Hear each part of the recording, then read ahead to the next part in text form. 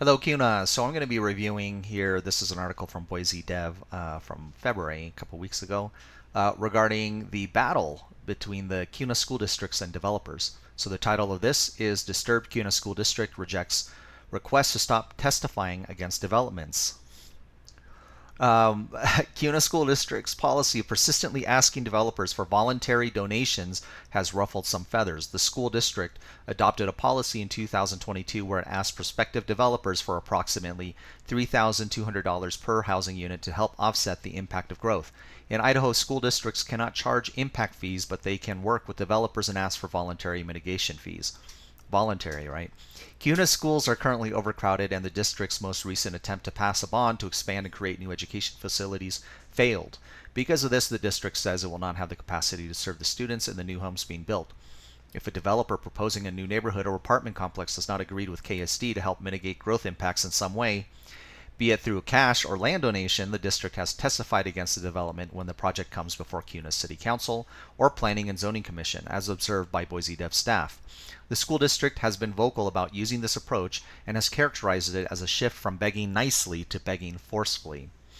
The Building Contractor Association of Southwestern Idaho has taken issue with this. BCA recently sent a letter to the school district asking them to stop testifying against developments, saying its members were disturbed by the practice. But the school district's Board of Trustees voted on February 13 to decline this request. The letter came after multiple meetings between the two parties. Sit down and shut up versus laying out conditions. The letter acknowledges the challenges KSD is facing due to high population growth over the past several years, but it states it disagrees with some of the methods KSD has used to combat it.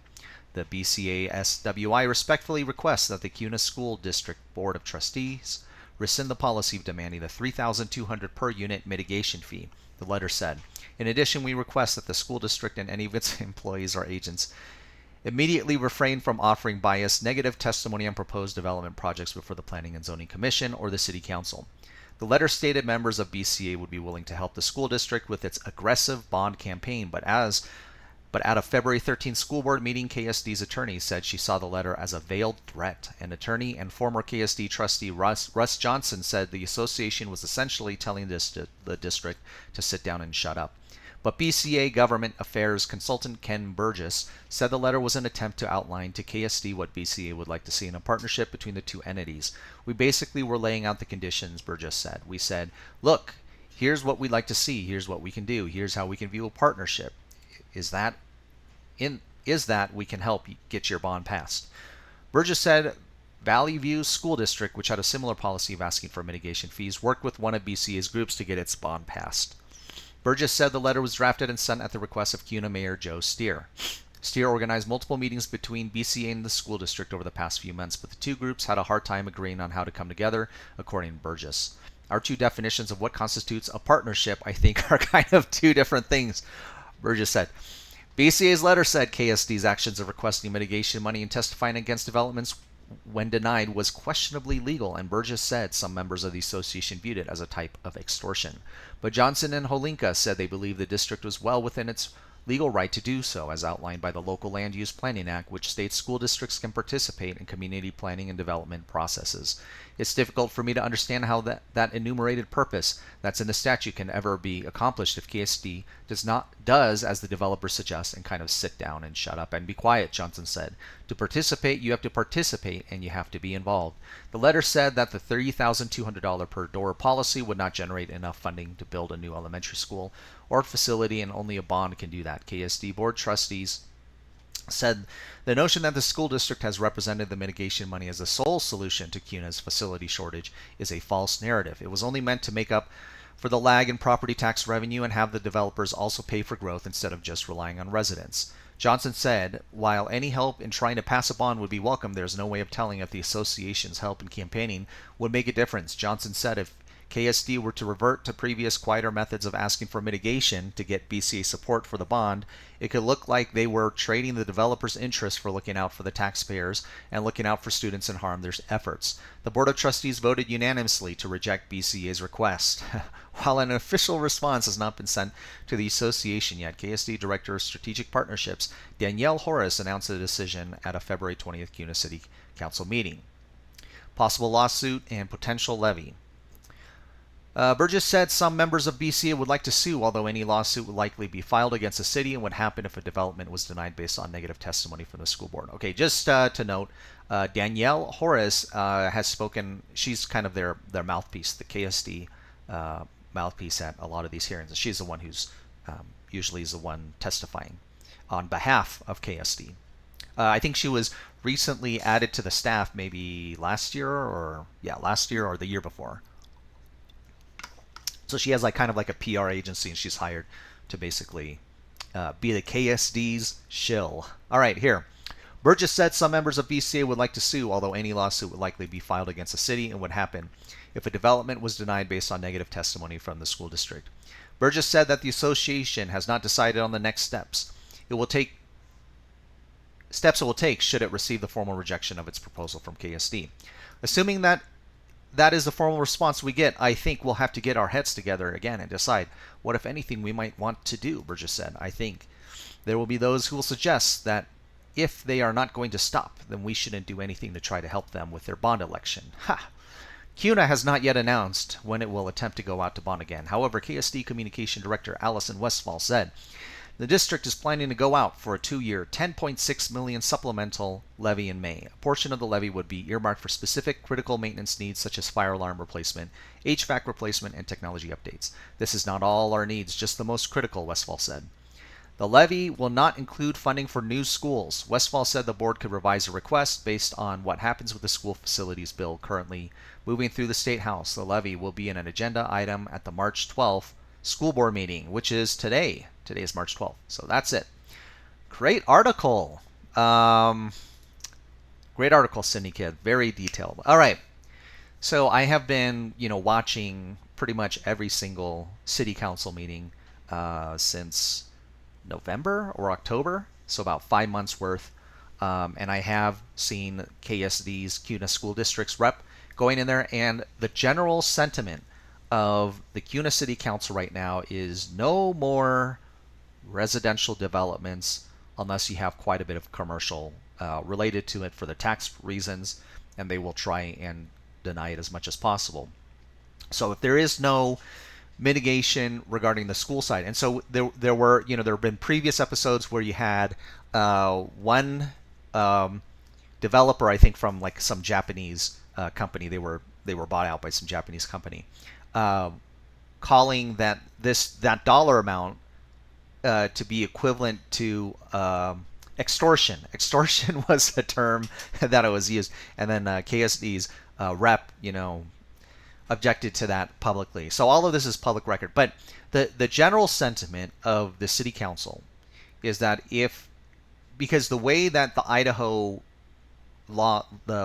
state land use laws are set, they cannot just arbitrarily approve or deny any subdivision. There has to be justification, and school capacity is a huge and obvious justification, especially at this point where it's like 97%, close to already being at max. And at the same time, none of these bonds are getting passed to build new schools.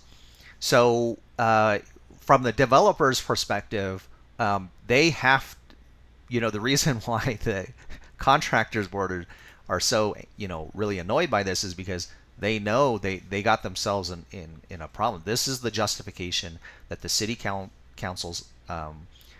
has every time to shoot down every single deal if they do not cut some kind of deal with the Kuna School District.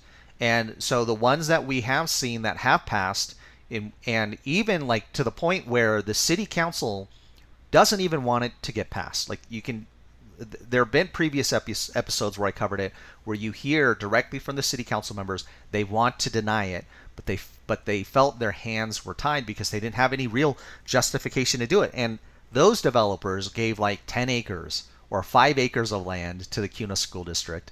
And then, of course, yes, you could be on the wrong side of the Kuna School District, or you could be on the good side, in which case the Kuna School District actually, I think, wrote a letter, or the spokesperson that they hired would go before the board and say, we support this project. They paid us off, right? From the developer's perspective, the Kuna School District is basically the mafia, and you got to buy them off. And If you don't pay them off, if you don't give them land, if you don't pay enough money, whatever the $3,200 they're asking for right here per housing unit, they're going to testify either for or against, and that will be, the city council members are thinking for any reason that they can to deny a project legally per Idaho code. So that is kind of the situation that Kuna is. How would you fix it? I don't know. Just if you don't provide land or you pay the fee, you're going to get denied. Now, the exception to this is we've seen projects where it's just commercial. So if it's just commercial, Kuna loves you, right? If you're going to develop commercial, Kuna, the city will approve it. I think if you can kind of like mix it together, you get some commercial and very minimal residential increase. I think you would be able to justify that more. Because and even you wouldn't need to pay them off. But the difficulty with that sort of development is when you're looking at the land use map, there's only very few areas where you can do kind of like that mixed use development where you mix residential with commercial. And if you're looking at kind of the difficulties that are involved with commercial, that is much harder to get a instant, sort of return on your investment. Like if you're doing a subdivision for a house, it can take multiple years where your land is tied up, just for a residential subdivision, multiple years that the money is tied up. But then once you build the home, you can sell it, or sometimes you get deposits and you get the money right away, and then you can build a house. Whereas with commercial, it's just much more difficult to get commercial tenants in. And, like how, especially for like mom and pop centers, I guess if you have like a more, like Walmart or a much larger client, they're planning out years in advance while you're building it. But it's still, I would say that's probably for developers, that's a lot riskier and a lot more difficult than just housing. I mean, in Kuna, it's pretty much it's like a home run, right? That you're gonna get your money back for. But for commercial, that's a little bit more. That's going to be a harder sell for developers. But anyway, just some insight on this. Will it become? Yeah, this has always kind of been going on for a while now, but this is now explicit by Sydney Kids. Great reporting. All right, have a good one. Bye bye.